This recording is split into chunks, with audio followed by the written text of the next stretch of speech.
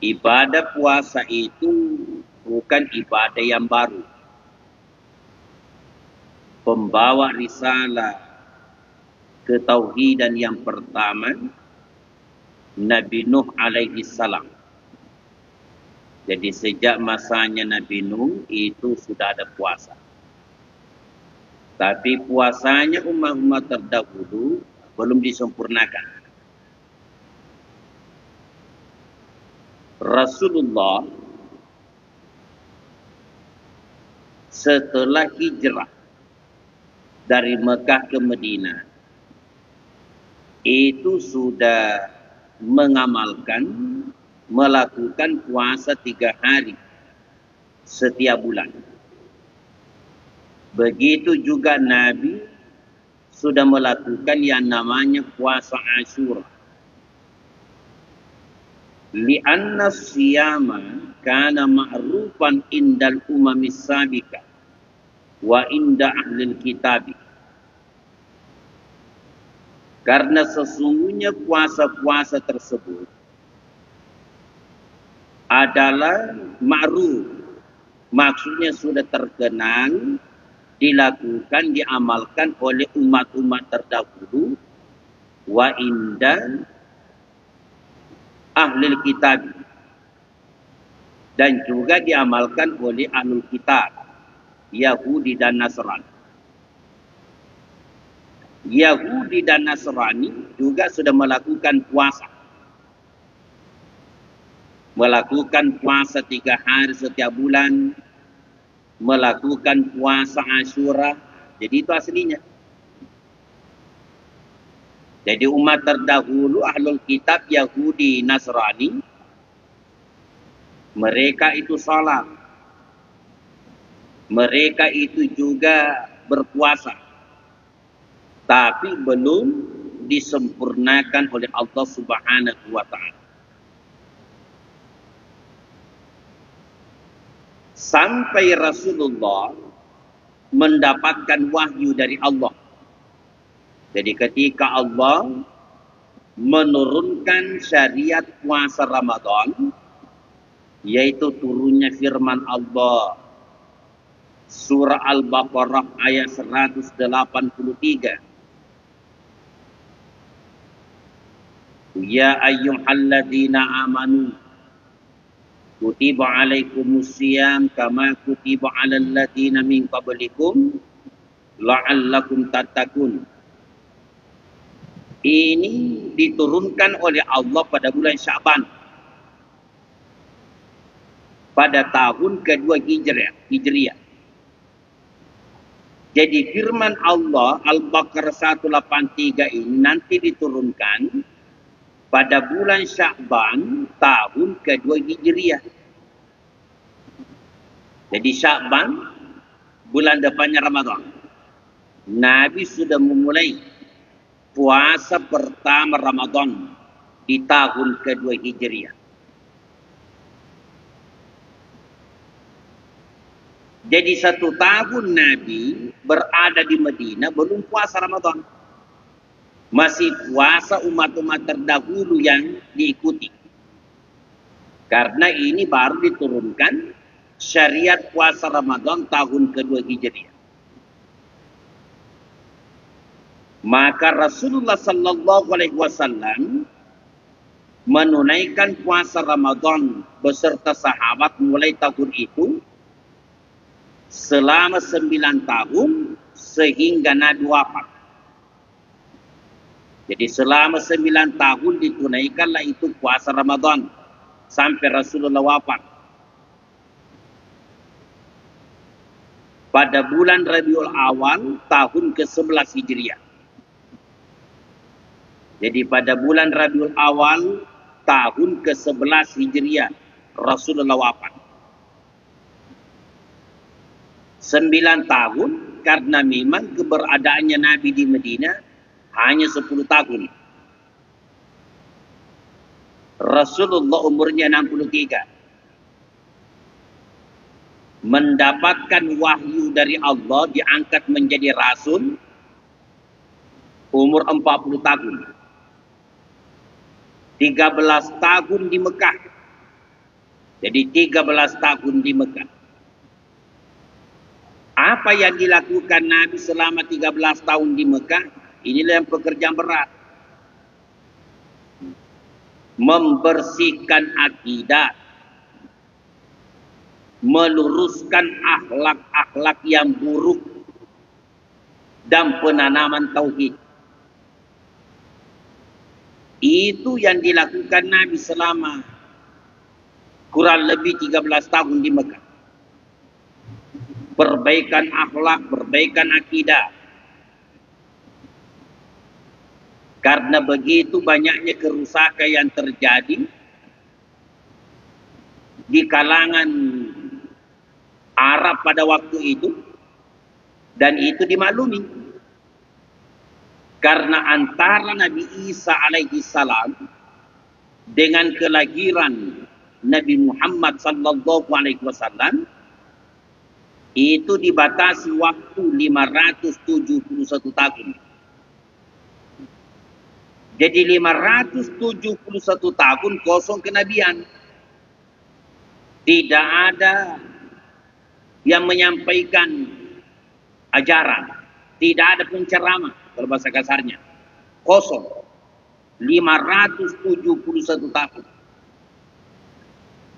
Jadi suatu hal yang dimaklumi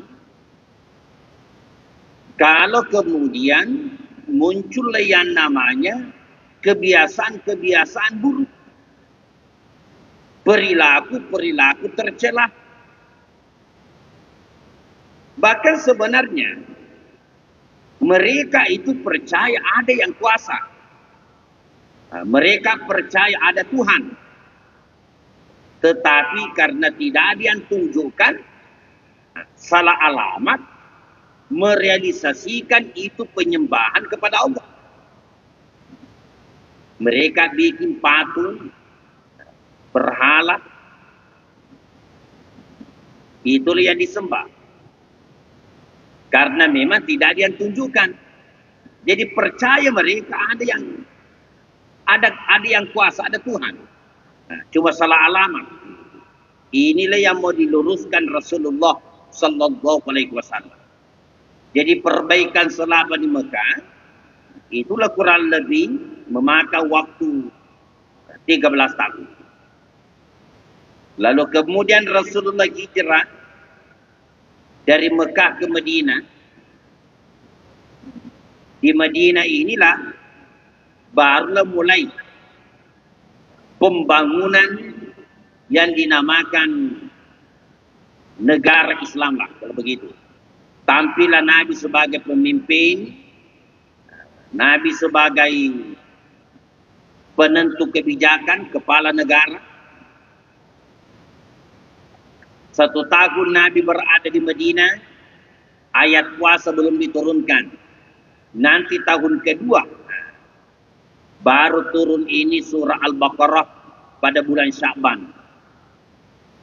Ya ayyuhalladzina amanu, wahai sekalian orang-orang beriman, kutiba alaikumusiyam, telah diwajibkan atas kalian puasa, kama kutiba alal ladzina min qablikum, sebagaimana telah diwajibkan atas umat-umat sebelum kalian, la'allakum tattaqun, agar kalian bertakwa. Ini Al-Baqarah 183.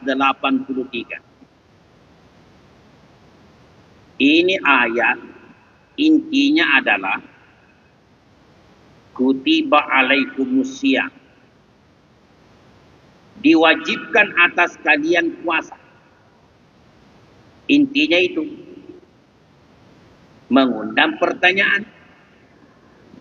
Kalau kita diwajibkan puasa, kapan? Makanya diperjelas ayat berikutnya. Al-Baqarah 184. Bahwa puasa yang diwajibkan itu bukan sembarang waktu, tetapi ayyaman ma'dudat, beberapa hari yang ditentukan. Ini Al-Baqarah 184. Al-Baqarah 184, ayyama ma'dudat. Faman kana minkum maridan aw ala safarin fa'iddatun min ayyamin ukhar. Wa 'alal ladzina yutiqunahu fidyatun ta'amu miskin. Faman tatawwa khairan fa huwa khairul lah wa antasumu khairul lakum in kuntum ta'lamun. Itu Al-Baqarah 184. Tapi yang menjadi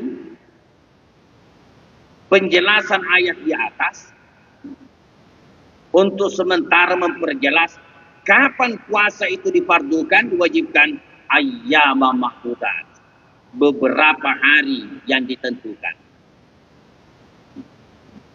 Nah, ini kalau dalam ulumut tafsir, ilmu tafsir, ini namanya tafsirul ayat bil ayat. Jadi ayat ditafsirkan dengan ayat. Ayat ditafsirkan dengan ayat. Makanya ketika Al-Quran itu mau ditafsirkan, cari dulu penjelasannya dalam Al-Quran. Karena kadang Al-Quran itu menjelaskan dirinya sendiri. Namanya tafsirul ayat bil ayat. Ayat ditafsirkan dengan ayat. Kadang ayatnya nyambung.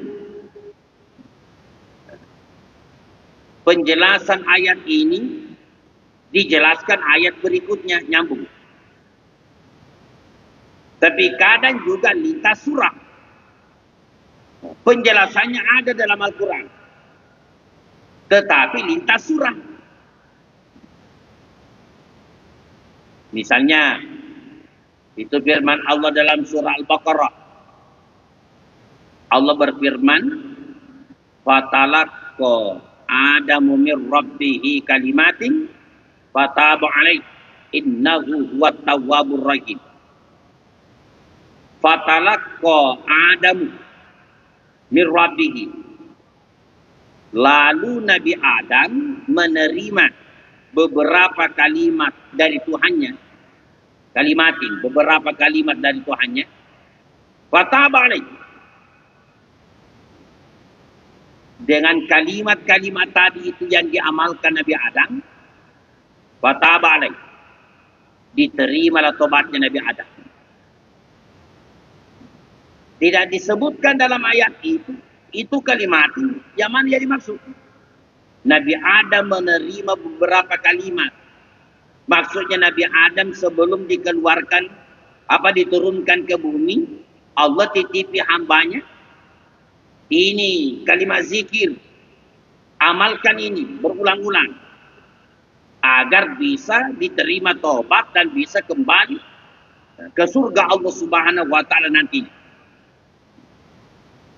Ini Al-Baqarah. Yang mana yang masuk kalimat ini? Jauh di depan. Apa di belakang? Ada dalam surah Al-A'raf. Qala, keduanya membaca. Maksudnya Adam dan Hawa.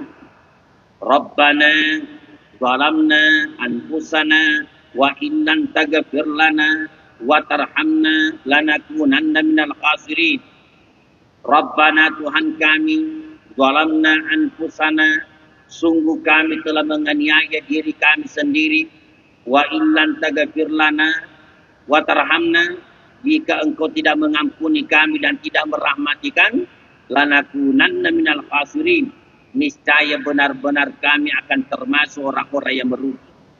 Itu yang dimaksud. Menurut satu riwayat, ini yang diamalkan Nabi Adam kurang lebih 40 tahun lamanya.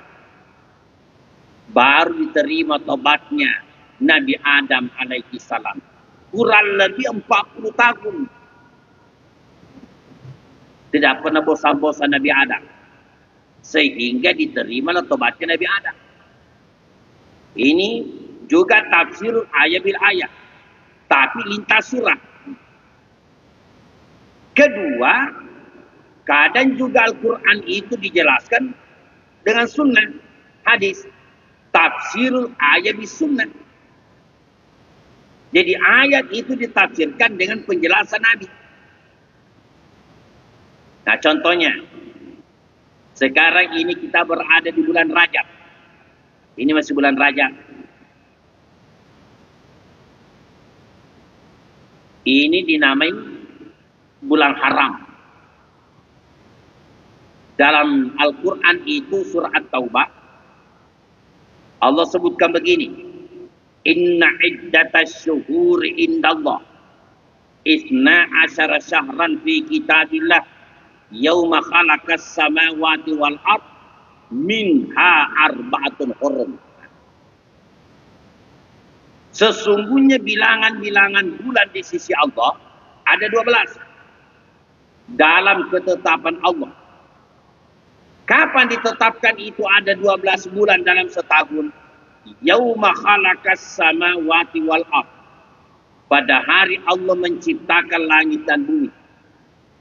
Seiring Allah ciptakan langit dan bumi, Allah juga tetapkan ada 12 bulan setahun sebagai roda perputaran waktu yang akan dilalui umat manusia. Lalu Allah sendiri sampaikan, minha arba'atun hurum. 4 diantaranya itu adalah bulan haram. Bulan haram maksudnya itu muhtaramon, bulan yang dihormati, bulan yang dimuliakan, bulan yang diberkahi. Jadi bukan maksudnya bulan haram, kebalikannya halal. Sama kalau kita di Mekah, ada masjid haram. Jangan pergi cari masjid halal. Masjid yang dimuliakan, muharramun, muhtaramun. Nah, sekarang yang mana yang masuk 4 itu? Nabi yang jelaskan, yang dimaksudkan itu 4 bulan haram, minha arba'atun hurum. Zulkaidah, Zulhijjah, Muharram. Berturut-turut ini. Lompat 1, Rajab. Yang sekarang kita berada di bulan Rajab.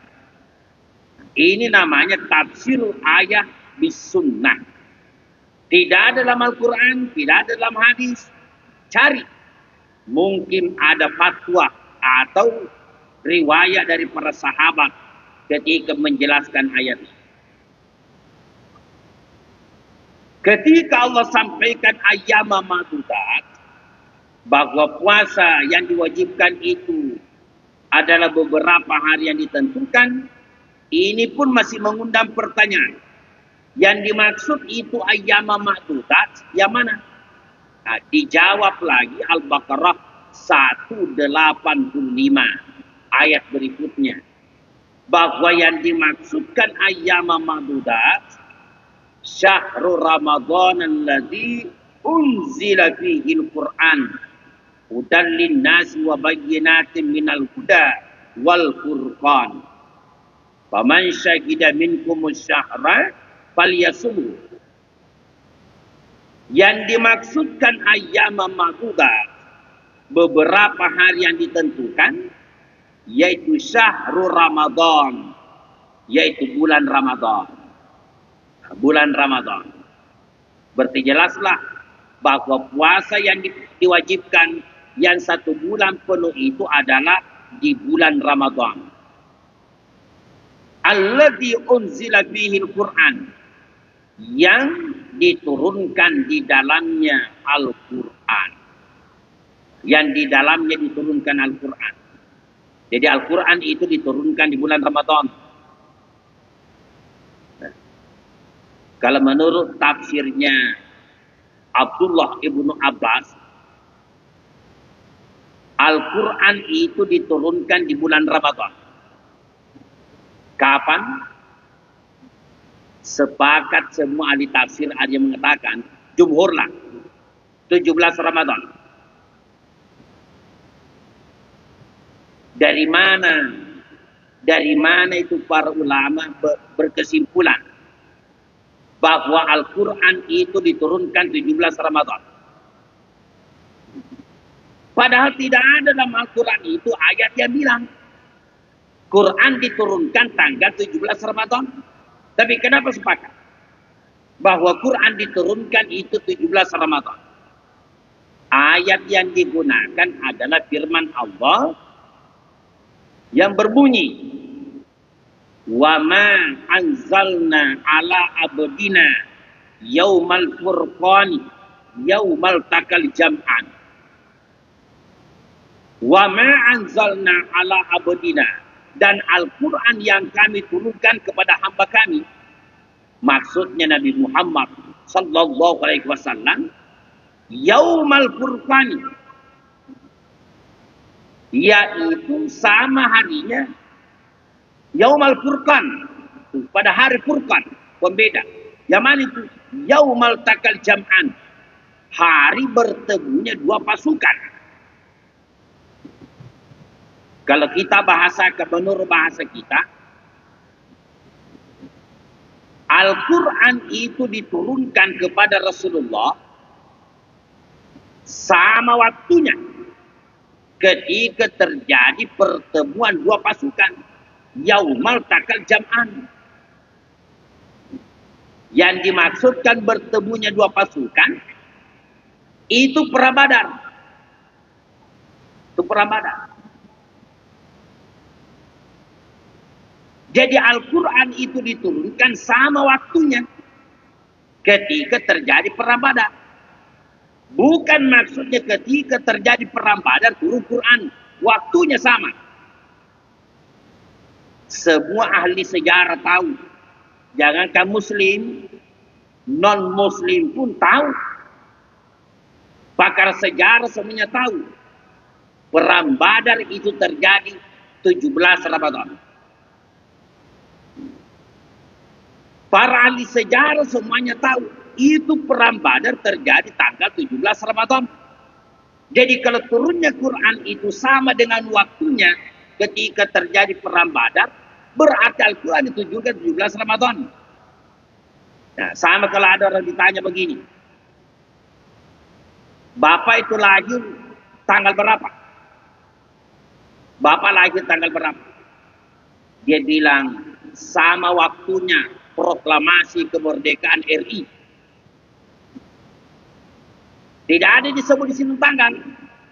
Tapi semua orang tahu proklamasi kemerdekaan RI 17 Agustus. Berarti orang lahir 17 Agustus. Beda tahun. Tanggalnya yang sama. Makanya disimpulkanlah Al-Quran diturunkan 17 Ramadan. Kalau dalam tafsirnya Abdullah ibnu Abbas, Tanwirul Mikbas min tafsir Ibnu Abbas, Al-Quran kan diturunkan dua tahap. Dua fase. Dari Lauhin Mahfuz. Lauhin Mahfuz. Diturunkan ke samai dunia. Itu langit pertama. Jumlatan wahidah. Satu kaligus. Yang susunan tertib ayatnya persis yang kita baca sekarang. Diawali suratul Fatihah, ditutup dengan surah An-Nas. Jumlatan wahidah, satu kaligus. Kapan? 17 Ramadan. 17 Ramadan. Lalu dari samai dunia langit pertama diturunkan ke bumi. Nah, kepada Rasulullah sallallahu alaihi wasallam. Nah, inilah proses turunnya munajjaman wa mufarrakan. Terpisah-pisah dan beransur-ansur. Pertama kalinya diturunkan dengan turunnya surah Al-Alaq ayat 1 sampai 5. Nah, itulah juga diturunkan 17 Ramadan. Itu penafsirannya Abdullah ibnu Abbas. Jamaah yang dimuliakan. Jadi ayat ini urutannya saling menjelaskan. Saling menjelaskan. Ini jamaah sekalian yang saya hormati. Kalau kita perhatikan Al-Baqarah 184 tentang puasa. Nah, lengkapnya begini kalau kita memperhatikan. Al-Baqarah 184. Ya ayyuhalladzina amanu kutiba alaikumusiyam kama kutiba 'alal ladzina min qablikum la'allakum tattaqun. Al-Baqarah 184. Kemudian berikutnya Al-Baqarah 185. Ayyaman ma'dudat. Faman kana minkum maridan aw 'ala safarin fa 'iddatun min ayyamin ukhar. Wa 'alal ladzina yutiqunahu fidyatun ta'amu miskin. Faman tatawwa khairan fa huwa khairul lah. Wa antasumu khairul lakum in kuntum ta'lamun. Al-Baqarah 184, masih puasa. Kemudian Al-Baqarah 185. Syahrul Ramadan alladzi unzila fihi al-Qur'an hudan lin-nasi wa bayyinatin minal huda wal furqan. Wa man syahida minkum asy-syahra falyasum wa man kana maridan aw 'ala safarin fa iddatun min ayyamin ukhar. Yuridullahu bikumul yusra wa la yuridu bikumul usra wa litukmilul iddata wa litukabbirullaha ala ma hadakum wa la'allakum tashkurun. Ini masih tentang puasa. Al-Baqarah 186. Wa iza sa'alaka ibadi anni fa inni qarib ujibu da'watad da'i iza da'an falyastajibu li wal yu'minu bi la'allakum yarshudun. Ini bukan tentang puasa, doa. Wa idza sa'alaka ibadi anni, jika hambaku bertanya kepadamu Muhammad tentang aku, di mana aku? Fa inni qarib. Aku dekat. Aku dekat Muhammad. Ujibu da'watad da'i zada'an. Aku akan kabulkan doanya orang yang berdoa apabila dia berdoa. Fal yastajibu li.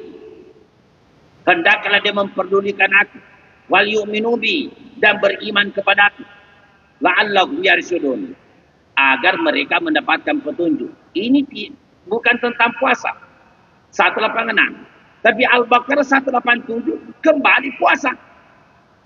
Uhilla lakum lailatas siyamir rafathu ila nisaikum kunna libasul lakum wa antum libasul lakunna alimallahu annakum kuntum tahtanuna anfusakum fataba alaikum wa afa ankum fal'ana bashiruhunna wabtagu ma kataballahu lakum ila akhir ayat.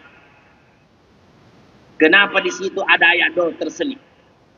184 tentang puasa, 185 puasa, 184 puasa, 185 tentang puasa, 186 doa, 187 puasa. Terselip di situ doa. Itu isyarat bahwa termasuk yang sangat mustajab dilakukan seorang hamba di bulan Ramadan, doa. Tidak ada doa tertolak di bulan Ramadan. Mustajab. Anggaplah mungkin di luar Ramadan itu volumenya sedang, tetapi kalau di bulan Ramadan lebih kuat dan lebih kencang, akan diijabah, dikabulkan oleh Allah. Makanya bulan Ramadan termasuk juga di antara para ulama menjelaskan namanya syahrul doa. Bulan doa. Bulan doa. Sehingga tidak ada doa yang tertolak. Semuanya akan diijabah, dikabulkan oleh Allah Subhanahu wa ta'ala. Jamaah yang dimuliakan. Nah, kemudian kita lihat ini Al-Baqarah 185. Allah berfirman, "Faman syahida minkum asy-syahra falyasumhu." Maka barang siapa syahida minkum asy-syahra, di antara kalian melihat atau menyaksikan asy-syahra, bulan, falyasumhu, maka puasakan. Jamaah yang saya muliakan, kenapa di sini pakai syahidah? Bahasa Arabnya itu melihat, bisa ra'a. Kenapa Quran misalnya tidak bilang famar ra'a minkum asy-syahra? Kan ra'a juga melihat. Atau gunakan kata yang lain, nazarah. Itu nazarah juga artinya melihat. Kenapa Quran tidak bilang faman nazarah minkum asy-syahra? Juga artinya melihat. Yang digunakan Allah syahidah. Inilah hebatnya bahasa Al-Quran. Jadi bahasa Al-Quran itu mempergunakan bentuk kalimat ijaz. Pendek kalimatnya maknanya luas. Ijaz. Pendek kalimatnya maknanya luas.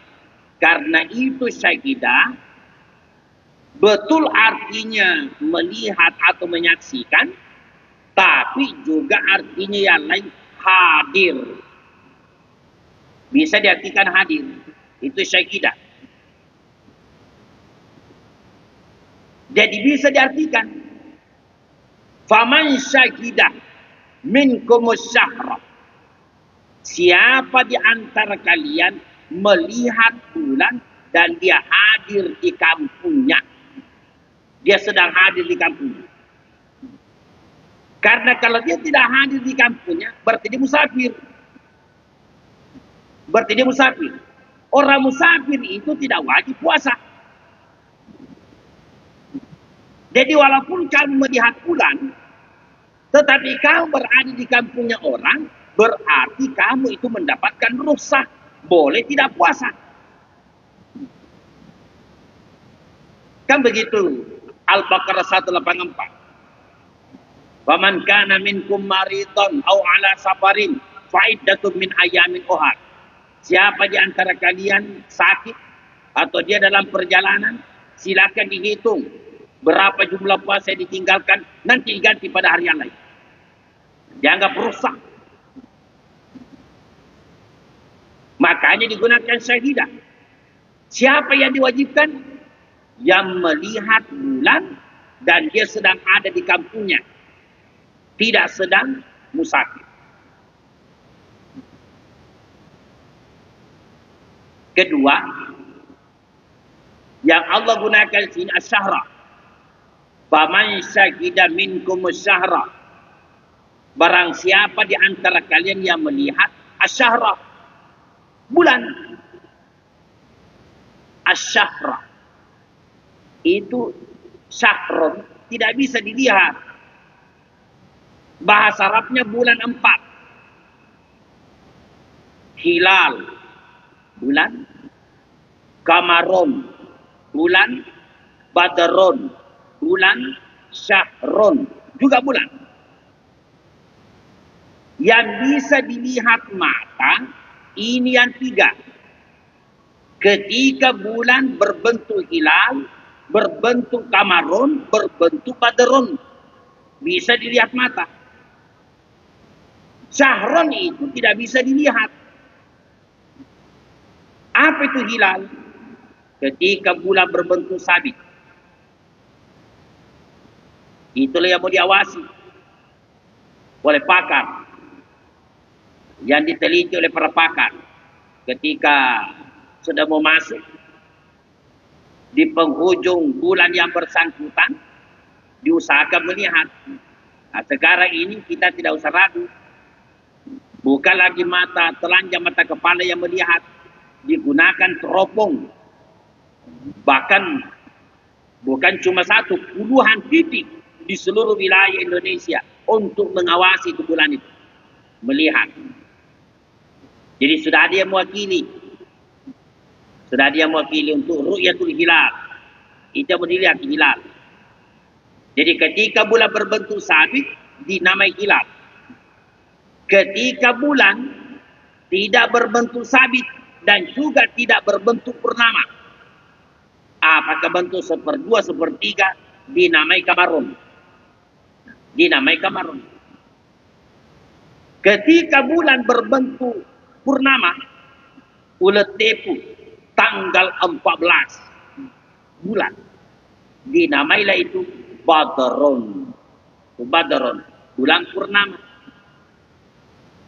Makanya Rasulullah ketika hijrah dari Mekah menuju ke Madinah, begitu Rasulullah masuk kota Madinah, orang Madinah berdiri menyambut kedatangan Rasulullah. Tala al-badru alaina. Sungguh telah terbit bulan purnama di tengah-tengah kami. Jadi ini 3 bisa dilihat. Bulan berbentuk sabit, hilal berbentuk kamaron, berbentuk badron, dilihat mata. Syahron tidak bisa dilihat. Karena itu batas waktu. Tanggal 1 sampai tanggal 29 atau 30, itu namanya syahron. 1 bulan. Jadi batas waktu. Bukan untuk dilihat, mau dilalui. Dilewati itu 1 bulan. Syahron. Jadi ayat ini potong kompas. Siapa di antara kalian melihat hilal, falyasumhu, maka puasakan asyahru 1 bulan pun. Maka tunaikan puasa di bulan itu, syahron 1 bulan.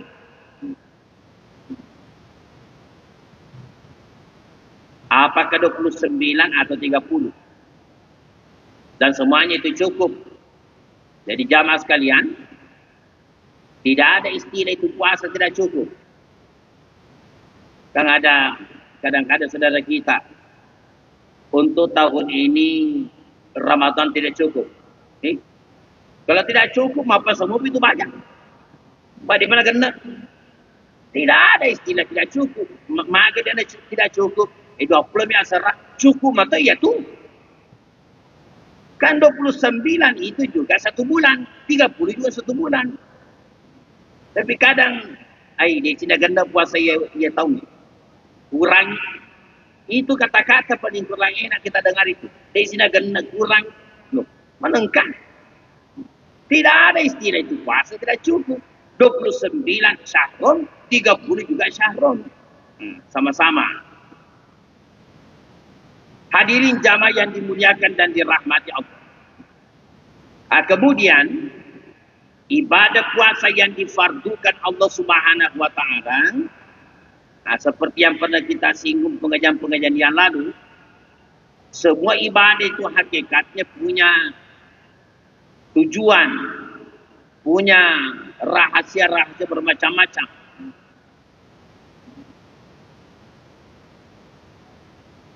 Termasuk ibadah puasa sebagai salah satu ibadah yang diperintahkan Allah, itu juga mempunyai maqasid.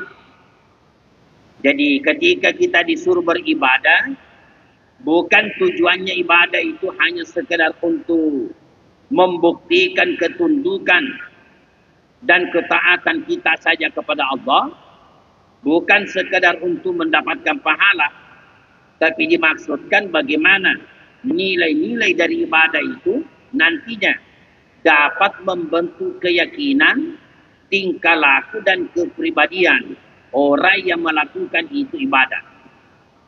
Berkaitan tentang ibadah puasa, ini maqasid. Maqasid, tujuan yang terkandung di dalamnya. Pertama, ada yang berkaitan atau berhubungan dengan akidah. Jadi ada berkaitan tentang akidah. Jadi ba'duha yarju ilal aqidah fayazdadul iman bitta'ah. Jadi itu dapat menambah keimanan dan ketaatan dan menambah murakabah seorang hamba kepada Allah. Untuk menjadikan seorang hamba berkeyakinan al-murakabah. Apa itu? Selalu merasa dilihat Allah Subhanahu wa Ta'ala.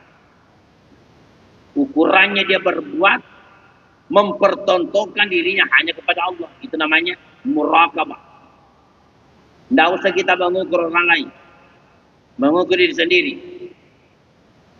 Ketika bapak ibu berkumur-kumur, mau ambil air wudhu, mau salat duhur, sendiri kita di toilet, dapat di kamar mandi.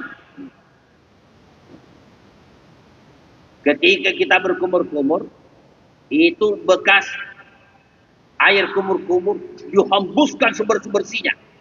Takutnya kita jangan sampai ada tetesan. Pada dipikir-pikir, kenapa tidak gunakan sedikit? Tidak usah terlalu maksimal dihembuskan. Biar lebih-lebih ceder emak-emak nih. Minimal menjadi bapak penyegar. Atau mungkin 3 kali berkumur-kumur. 2 yang keluar, 1 terus masuk. Tapi kenapa kita tidak ada yang melakukan ini? Karena hadir di sini untuk apa? Bukankah Allah melihat saya? Setetes pun yang masuk Allah tahu. Itu namanya latihan mempersaksikan diri hanya kepada Allah. Dinamailah itu muraqabah ilallah ta'ala. Jamaah yang dimuliakan, masih banyak hal-hal berkaitan tentang ini. Semoga Allah mengizinkan kita lanjutkan pada pertemuan yang akan datang. Wallahu a'lam.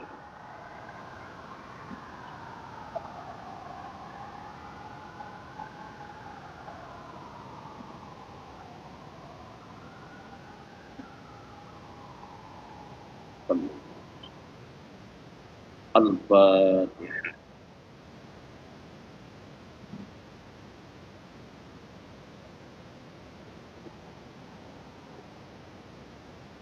Assalamualaikum warahmatullahi wabarakatuh.